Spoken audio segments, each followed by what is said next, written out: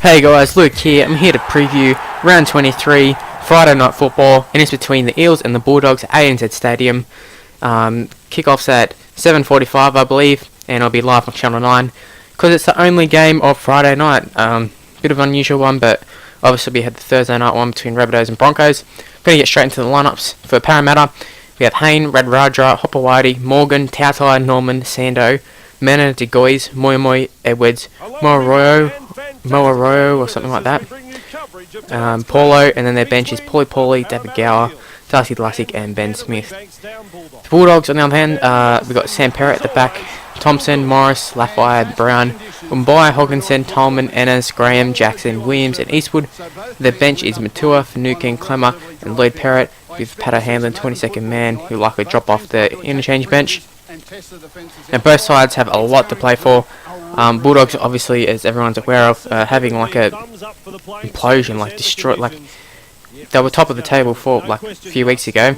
Now, I'm just going to make it clear that it's going to be hard for me to call this down the middle because I'm a Bulldogs fan, and as much as I'd like to say I won't be biased, it will happen subconsciously whether I like it or not. So let's put it straight out there. I do think Bulldogs going to win, obviously, but I guess I should give a reason. Is that everyone likes to say the whole thing of like when a team's on a winning streak, oh well, one more, they're another game closer to a loss when they win. Well, it's got to be like two ways, right? Like if a team's on a losing streak, it's got to be closer to another win. So Eels, they haven't been outstanding. I mean, last week they beat a really shit side. They got made to look a lot better, I think. It's happened a few times for the Eels. A lot of the times they come up against the sides who aren't in great form. I mean, it's not their fault. They haven't played terrible. They've been pretty good all season. And Bulldogs, they've been coming up against teams playing for everything. Beat the Broncos, they're fighting for a spot in the 8. Tigers, their coach was going to get sacked that day, as they thought. And they've had a lot of injuries and stuff, so they definitely had a lot to play for.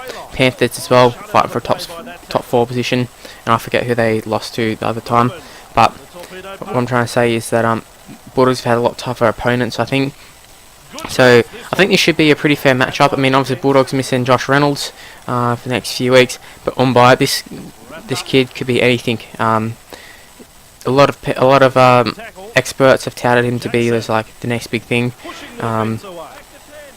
I mean, he's not on the Brooks level of height, but he's pretty well looked at the Bulldogs. A lot of fans really keen to see him play, and he did play a few games before, and he didn't look too bad.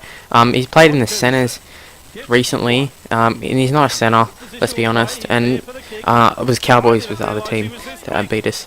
I think it was Matthew Wright. He's a centre, and he made Umbai, who's not a centre, look second rate, because it's going to happen. Put anybody in the centres who's not a centre, they're going to get destroyed.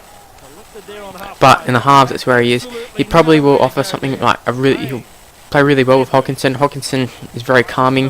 Umbai himself is quite calm, as what you would expect him to be. He was the under-20s captain from the previous few years. And he's played for Queensland under-20s Origin, all that sort of stuff. So he's not just some random player we've thrown in there. He's touted as like a great player. Be interesting to see how he plays. Could be the end of Reynolds potentially. Who knows? You wouldn't think so, but if Umbai plays well, it's hard to see Reynolds coming back in.